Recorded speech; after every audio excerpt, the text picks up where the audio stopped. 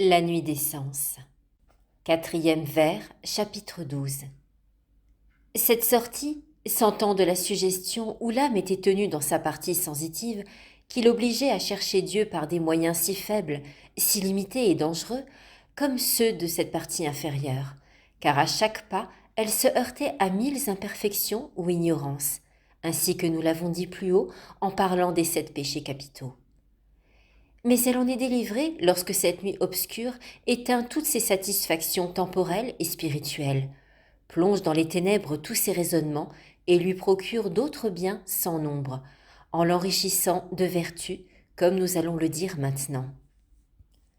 Ce sera un récit plein de charme et très consolant pour celui qui marche par cette voie quand il constatera que ce qui semblait à l'âme si dur, si amer et si contraire à ses goûts spirituels est devenu la source de tant de bien. Or, ces biens, nous le répétons, l'âme les acquiert quand à la faveur de la nuit obscure, elle s'éloigne par ses affections et ses œuvres de toutes les choses créées et s'élève vers les biens éternels. C'est là un grand bonheur et une heureuse fortune.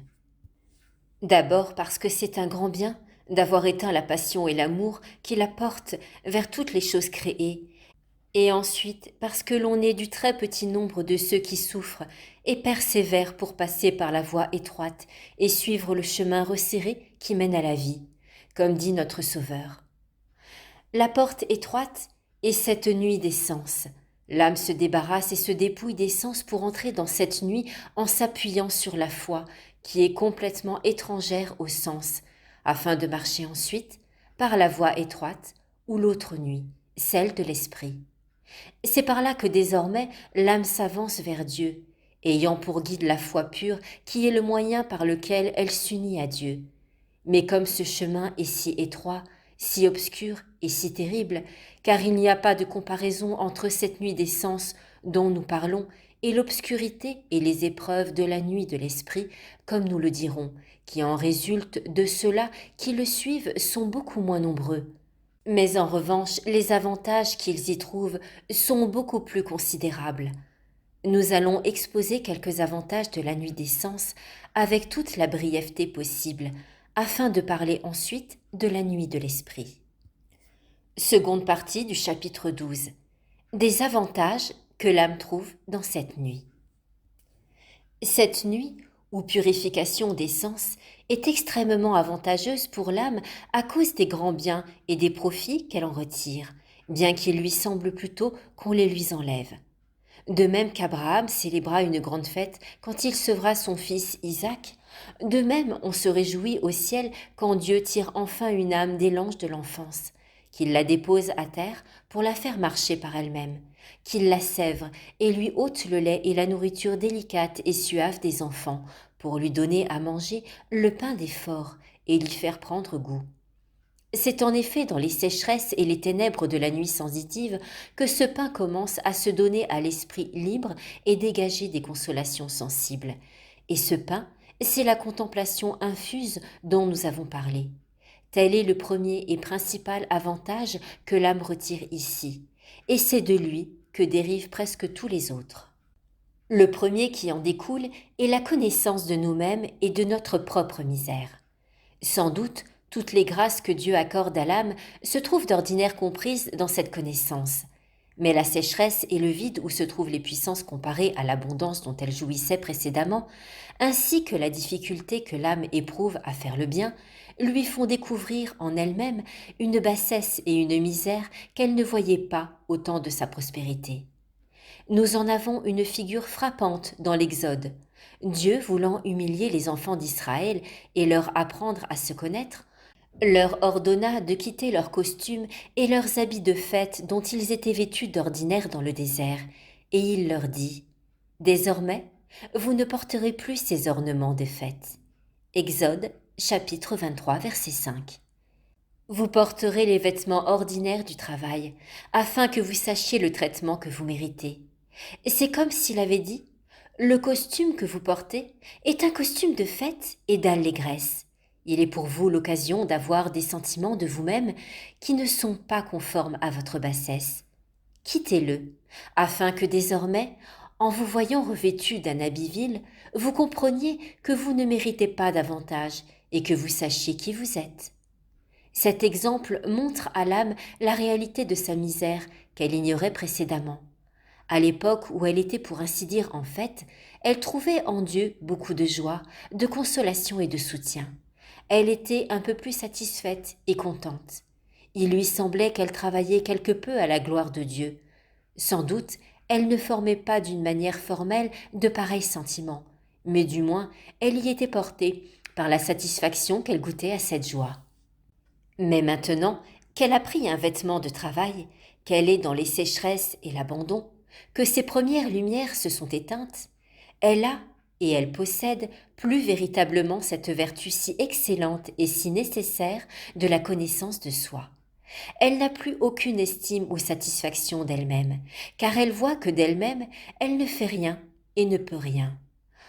Or Dieu estime davantage ce peu de satisfaction qu'elle a d'elle-même et la désolation où elle est de ne pas le servir, que toutes ses œuvres et ses joies antérieures, quelque élevées qu'elles fussent. Il y avait là en effet l'occasion de beaucoup d'imperfection et d'ignorance. Or, c'est de la sécheresse qui la couvre comme d'un vêtement que naissent non seulement les biens dont nous avons parlé, mais encore ceux dont nous traiterons maintenant, sans parler de beaucoup d'autres que nous passerons sous silence. Tous ces biens découlent de la connaissance de soi, comme de leur origine et de leur source. Le premier de ces bienfaits, c'est un peu plus de respect et de retenue dans les rapports de l'âme avec Dieu, comme il est toujours requis quand on s'approche du Très-Haut. Or, c'est là ce que l'âme ne faisait pas quand elle jouissait avec abondance des goûts spirituels et des consolations. Cette faveur à l'égard des goûts lui inspirait à l'égard de Dieu plus de hardiesse qu'il ne fallait. Elle avait moins de retenue et moins d'égard. Et c'est ce qui arriva à Moïse quand il comprit que Dieu lui parlait du sein du buisson ardent. Emporté par ses joies et son attrait, il ne songeait pas à autre chose qu'à s'en approcher. Si Dieu ne l'avait pas retenu en lui ordonnant d'ôter ses chaussures. Par là, nous voyons par quel respect, quelle discrétion, quel dénuement d'esprit il faut traiter avec Dieu. Aussi, après avoir obéi, Moïse devint-il si prudent et si modeste que non seulement, nous dit la Sainte Écriture, il craignait de s'approcher, mais il n'osait même plus regarder. Après avoir ôté ses chaussures, ce qui signifie la mortification des tendances et des goûts, il reconnut la profondeur de sa misère devant Dieu, comme il convenait pour entendre la parole de Dieu. Telle est également la disposition que le Seigneur mit en Job quand il voulut lui parler. Ce n'est point en effet quand il était au sein de ses délices et de cette gloire dont il nous parle, et dont il avait coutume de jouir, mais c'est quand il fut placé tout nu sur le fumier, délaissé et même persécuté par ses amis, en proie à l'angoisse et à l'amertume, et rempli de vers. C'est alors que le Très-Haut, qui relève le pauvre du fumier, se fit gloire de descendre pour lui parler face à face, et lui découvrit les profondeurs de sa sagesse, comme il ne l'avait jamais fait au temps de sa prospérité.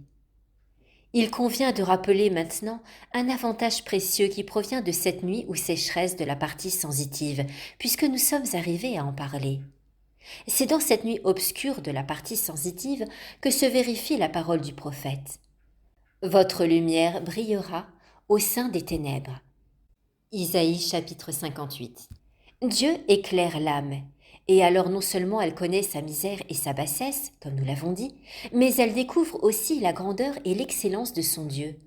Non seulement ses tendances, ses goûts et ses appuis sensibles ont disparu, mais l'entendement a acquis la liberté et la pureté nécessaires pour comprendre la vérité. Car les goûts sensibles et les tendances, alors même qu'ils ne se portent que vers des choses spirituelles, offusquent et embarrassent l'esprit, tandis qu'au contraire, l'angoisse et la sécheresse du sens éclairent et vivifient l'entendement, comme le dit Isaïe. Cela veut dire que la tribulation nous amène à la connaissance de Dieu. Une fois l'âme libre et détachée comme il le faut pour recevoir l'influence d'en haut, elle passe par la nuit obscure et aride de la contemplation, et Dieu, comme nous l'avons dit, lui communique peu à peu par un moyen surnaturel les lumières de sa sagesse, ce qu'il ne faisait pas quand l'âme goûtait les joies et les satisfactions précédentes. C'est ce que le même prophète Isaïe nous donne fort bien à entendre quand il dit « À qui Dieu enseignera-t-il sa science? À qui fera-t-il comprendre sa parole? À ceux qui sont sevrés du lait des enfants, à ceux que l'on a éloignés du sein maternel. » Isaïe chapitre 28. Ces paroles nous font comprendre que la disposition nécessaire pour recevoir cette communication divine n'est pas le premier lait de la suavité spirituelle, ni l'appui de ces discours savoureux des puissances sensitives où l'âme se complaît, mais plutôt la privation de l'un et le détachement de l'autre. Aussi convient-il à l'âme qui doit écouter le roi des rois de se bien tenir sur pied, sans appui aucun, du côté des sens et des affections. Et c'est ce que le prophète Habacuc dit de lui-même. « Je me tiendrai debout sur mes gardes, c'est-à-dire détaché de mes affections sensitives.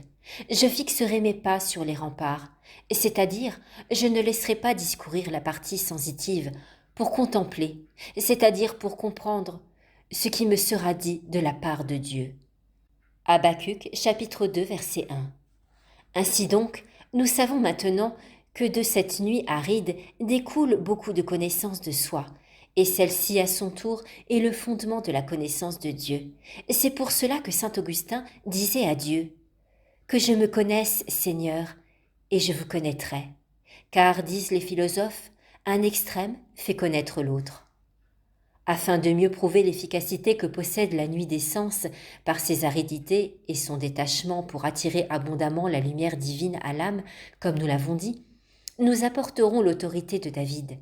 Il donne fort bien à entendre quelle est la puissance de cette nuit pour procurer cette profonde connaissance de Dieu par ses paroles.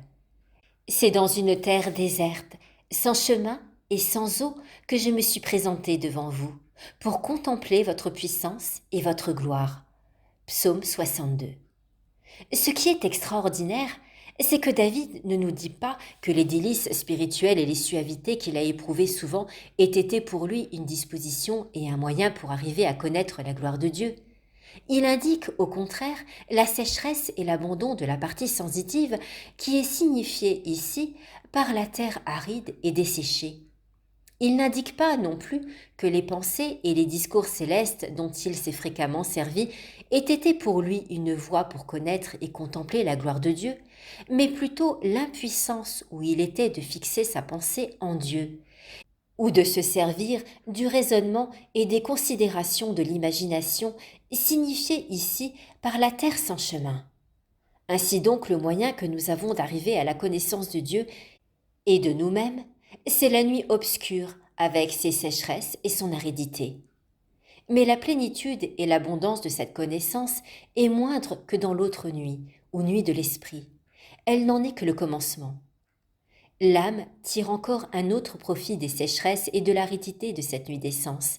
C'est l'humilité de l'esprit, vertu qui est opposée au premier des péchés capitaux ou à l'orgueil de l'esprit dont nous avons parlé.